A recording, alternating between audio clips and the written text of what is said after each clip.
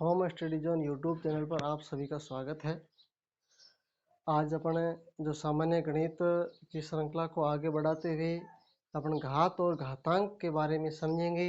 इनके कितने रूल है, नियम, उस नियमों का अध्ययन करेंगे ताकि जो घात के रूप में जो संख्या दे रखी होती है या घात वाली संख्या को किस प्रकार से हल किया जाता है उनके बारे में अपन अध्ययन करेंगे।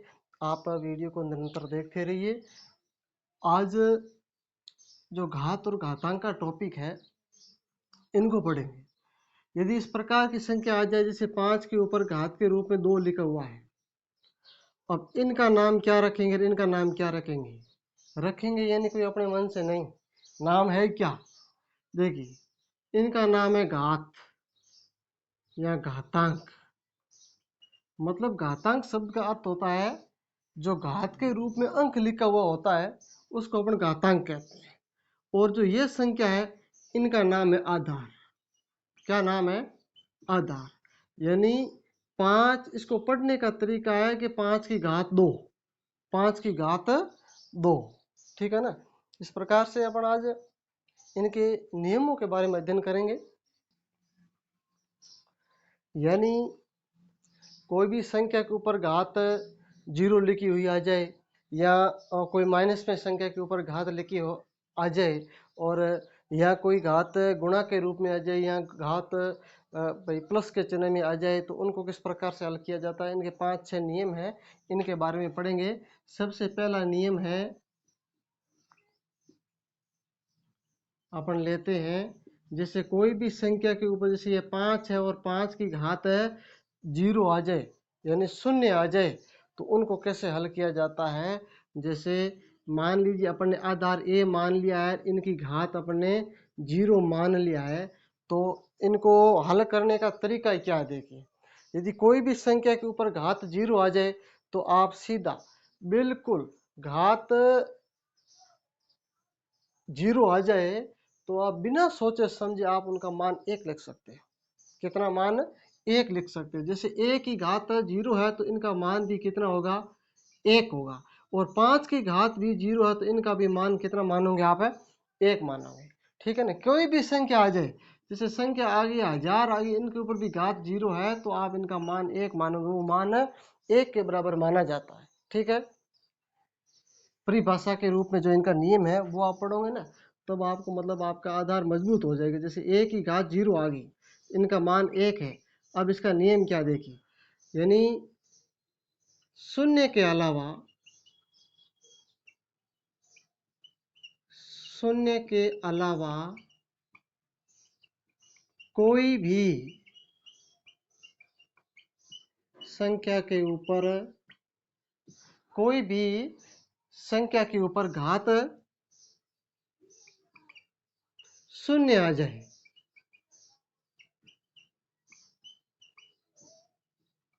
जाए, तो उसका मान कितना मानोगे? मान बराबर 1 मानोगे, ठीक है ना। कितना मान मानोगे? 1 मानोगे, ठीक है। ये तो हो गया अपना नियम फर्स्ट। अब सेकंड नियम क्या देगी? सेकंड नियम यानी इस प्रकार का है, a के ऊपर घात m आ जाए और a के ऊपर घात भी n आ जाए, यानी दो आधार के बीच में गुणा का चिन्ह है, तो कैसे करेंगे। देखिए नियम लिखते हैं, नियम के बाद में अपने इसको कोई भी संख्या दे करके इनको हल करेंगे। यानी आधार का गुणा करने पर घातें भी जुड़ जाती है, यानी दोनों आधार के बीच में गुणा का चिन्ह आता, आधार समान है और गुणा का चिन्ह आ गया तो घातों का क्या करेंगे। देखिए यानी आधार का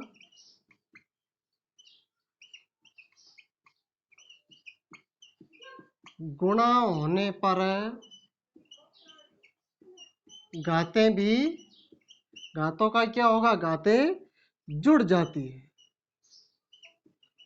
घातों में जोड़ की क्रिया होती है।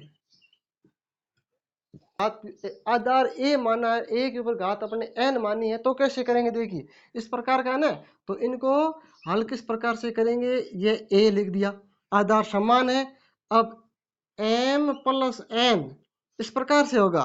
कैसे? देखिए यानी आधार समान है और बीच में चिन्ह किसका है, गुणा का है, तो घातें जुड़ जाएगी। कैसे, यहां पर मैं लिखता हूं 5 की घात मैंने 3 रख दी है, गुणा का चिन्ह है, यहाँ पर भी 5 आगे और यहाँ पर घात भी 2 है। तो इनको अपन पहले देखिए इस नियम के माध्यम से सरल करेंगे, यानी आधार 5 और 5 समान है, यहाँ पर a और a आधार समान है। तो अब इन दोनों 5 में से एक 5 को ले लिया। अब घातों का क्या हुआ है, दोनों घात के बीच में चिन्ह प्लस का है ना, तो यहाँ पर भी चिन्ह प्लस का देंगे, 3 + 2 अब बराबर 5 की घात 3 और 2 कितने हो गए, 5। 5 की घात 5 होता है, तो कैसे देखिए 5 गुणा 5 गुणा 5 गुणा 5 गुणा 5, यानी 5 को 5 बार गुणा के रूप में लिखेंगे। घात 5 आ गई, इसका मतलब है कि 5 को गुणा के रूप में 5 बार लिखा, 1 2 3 4 और 5 बार लिखा है। ठीक है, अब देखिए और इस प्रकार से करते हैं ना सीधा हल, तो कैसे 5 के ऊपर घात कितनी, 3, तो 5 को 3 बार गुणा के रूप में लिखेंगे, 5 गुणा 5 गुणा 5 हो गया। वापस चिन्ह किसका है, गुणा का। 5 के ऊपर घात कितनी है, 2, तो 5 गुणा 5। अब यहाँ पर इस प्रकार से हल किया है तो भी कितना आया है, 1 2 3 4 और 5 को 5 बार लिखा है, और यहाँ पर भी 5 को कितनी बार लिखा है, 5 बार लिखा है।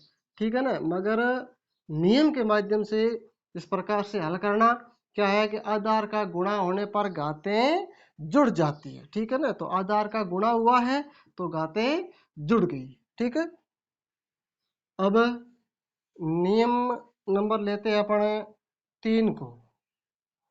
3 नंबर में क्या है, मैं इनको यहाँ थोड़ा ऊपर लिख देता हूँ।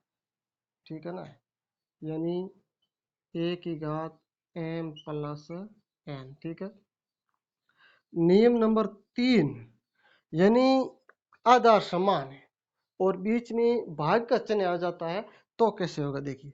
आधार को मान लिया मैंने a ले लिया, ठीक है, और यहाँ घात 5 रख दी, भाग का चिन्ह आ गया, आधार a ले लिया और घात के रूप में 2 लिख दिया है, तो यह रूल क्या देखिए। ठीक है ना, यानी आधार समान है और भाग का चिन्ह है, तो घातों का क्या होगा, घातें घट जाएगी। आधार समान है और भाग की क्रिया होती है,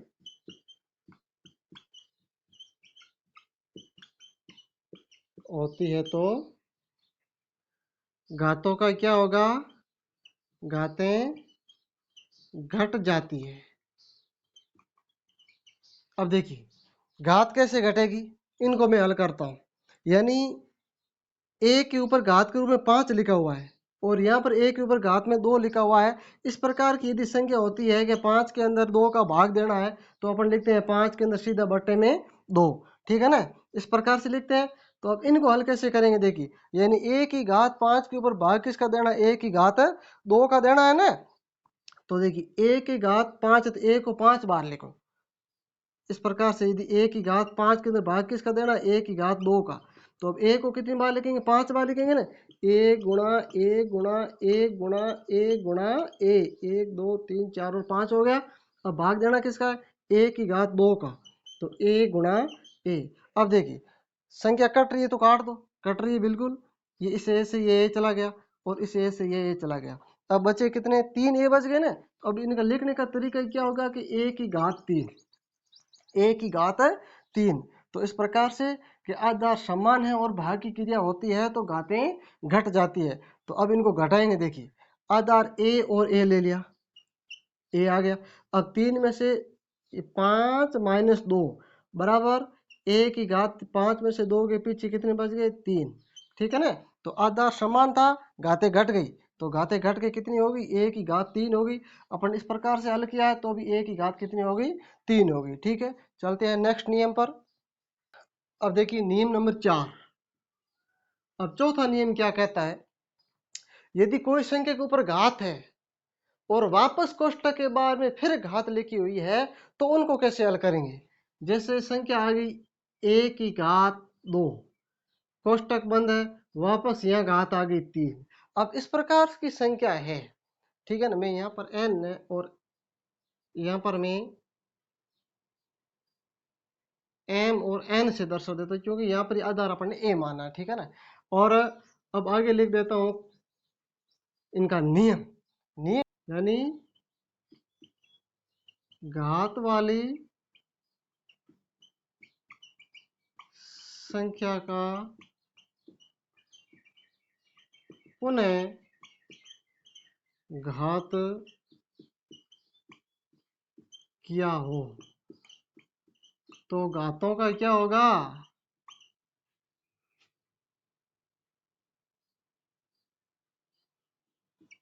घातों का गुणा होगा। क्या होगा? घातों का गुणा होगा। देखिए इनको हल करते हैं पहले, फिर लेंगे अपन संख्या को। a के ऊपर घात m और n है, तो अब इसको लिखेंगे a m और n। a m और n कैसे? क्योंकि यहाँ पर चिन्ह किसका मान लिया है? गुणा का। तो m और n का गुणा करेंगे तो m और n लिखा जाएगा, कोष्टक से होते हल हो गया। अपन संख्या लेते हैं, जैसे मैंने यहाँ पर संख्या लिख दी 2, 2 के ऊपर भी घात 2 और वापस यहाँ पर घात कितनी 3 लिख दी है। ऐसी संख्या आ जाए कक्षा 8 और कक्षा 9 के लिए बहुत ही महत्वपूर्ण रहने वाला है, ठीक है ना। अब इनको हल कैसे करेंगे? देखिए हल करने का तरीका 2 है। सबसे पहले 2 है तो 2 को लिख दिया। अब घात यहाँ पर 2 और यहाँ पर 3 है, तो 2 और 3 का गुणा करेंगे। नियम क्या बोल रहा है कि घात का पुनः घात किया गया हो, तो ये घात है, इनकी पुनः वापस घात के रूप में 3 लिखा हुआ है। तो कैसे हल करेंगे इनको? यानी 2 और 3 का क्या करेंगे? गुणा। कितना आ गया? 6। अब इसको 2 को 6 बार लिखेंगे, तो 2 गुणा 2 गुणा 2 गुणा 2 गुणा 2 गुणा 2, 1 2 3 4 5 और 6 आ गया। अब इनको देखिए, पहले 2 को 2 बार लिखो। इस प्रकार से संख्या दे रखी है तो कैसे? 2 का 2 बार लिख दो पहले, 2 गुणा 2। वापस कोष्टक के ऊपर बार घात कितनी है? 3 है। पहले इनका 2 2 का गुणा कर लो, कितना आ गया? 4। 4 के ऊपर घात कितनी है? 3। तो इनको हल करो वापस, 4 गुणा 4 गुणा 4। अब जो इनका मान ये है और ये मान समान आएगा। मान है, देखो 2 का 2 गुणा किया 4, 4 का 2 से गुणा किया 8, 8 का 2 से गुणा किया 16 और 16 का 2 से गुणा किया 32 और 32 का 2 से गुणा किया तो कितना आ गया? 64। कितना इनका मान? 64 आया। इनका कितना? तो देखो 4 का 4 से गुणा किया 16, 16 का 4 से गुणा किया तो 64। मान समान है। ये मान समान है। मान सम्मान कैसे? देखिए पहले मैंने गुणा की क्रिया करने के बाद में इस प्रकार से हल किया। 2 की घात 6 कैसे आया कि 2 का 3 से गुणा किया 6 आ गया। इस 2 का 3 से किया, ठीक है ना, कि आधार का, तो 6 आ गया। अब 6 आने के बाद 2 की घात 6 है, तो 6 का मतलब क्या है कि 2 को 6 बार गुणा के रूप में लिखना। 6 बार लिख, 1 2 3 4 5 और 6, यानी 64 आ गए मान, ठीक है। अब पहले इनको हल किया, तरीका दूसरा बता रहा हूँ, ठीक है ना, ये सेकंड तरीका है। अब 2 की घात 2 थी तो पहले 2 को 2 बार गुणा के रूप में लिख दिया। वापस ये घात तो चली गई, तो यहाँ हल हो गए 2 बार। अब घात ऊपर कितनी है? 3 है, तो ऊपर 3 लिख दी। अब 2 गुणा 2 का गुणा कर लिया, इनको हल कर दिया, कितना आ गया? 4 आ गया। अब इस 4 के ऊपर घात 3 है, तो अब 4 के ऊपर घात 3 है, मतलब इस 4 को 3 बार गुणा के रूप में लिखना, तो ये 3 बार लिख दिया। वापस गुणा किया तो कितना आ गया? 64 आ गया। तो यहाँ पर भी कितना आ गया? 64 आ गया, ठीक है। चलते हैं आगे। नियम नंबर 5, यदि कोई भी संख्या के ऊपर घात ऋणात्मक आ जाए, माइनस में आ जाए, तो कैसे हल करेंगे? देखिए यदि कोई माना संख्या अपने आधार ए मान लिया और ए के ऊपर घात ऋणात्मक में आ जाए, यानी माइनस में, यानी माइनस के 5 आ गए। अब इनको हल कैसे करेंगे? देखिए माना कि ए है, आधार है, और यहाँ पर घात में 5 के स्थान पर एम भी लिख सकता हूँ, एन भी लिख सकता हूँ, कोई भी लिखो, उनसे कोई फर्क नहीं पड़ेगा, ठीक है ना। अब देखिए इनकी परिभाषा क्या होगी, नियम क्या है? यदि कोई भी संख्या के ऊपर, यदि आधार के ऊपर या घात ऋणात्मक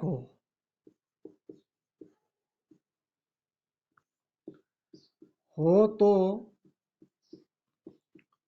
उसको सकारात्मक में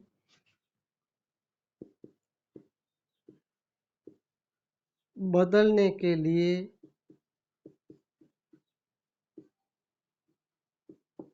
अंश में 1 लिखा जाता है। कितना लिखा जाता है? अंश में 1 लिखा जाता है। यह है, इनको हल करेंगे। a के ऊपर घात कितनी है? -m है, तो 1/a की घात m। इस प्रकार से यह होगा हल। इस प्रकार से अपन संख्या को हल करेंगे। और कोई संख्या ले लेते हैं, संख्या ले ले। मैंने इस 2 की घात माइनस के रूप में 3 ले ली है। इस प्रकार की संख्या आ जाए तो अब इनको हल करने का तरीका देखिए। सीधा ऊपर 1 लिखो बट्टे में और अंश के रूप में 1 लिख दिया। परिभाषा में क्या कह रहा है कि घात ऋणात्मक हो। बिल्कुल ऋणात्मक है, घात ऋणात्मक है, तो उसको सकारात्मक लिखने, यानी सकारात्मक में बदलने के लिए, प्लस में बदलने के लिए अंश में 1 लिखा जाता। अंश में 1 लिखा जाता, ये अंश लिख दिया 1। अब हर के अंदर 2 की घात 3 है, तो 2 की घात 3 को सीधा सीधा लिख दो। केवल माइनस का चिन्ह गया है, 1 ऊपर लिख दिया। अब इनको हल करेंगे। देखिए 1/2 की घात 3 है, तो 2 को 3 बार लिखो। 2 गुणा 2 गुणा 2 हल करेंगे तो 1/2 का 2 से किए 4 और 4 का 2 से गुणा करोगे तो 8। ये आंसर है।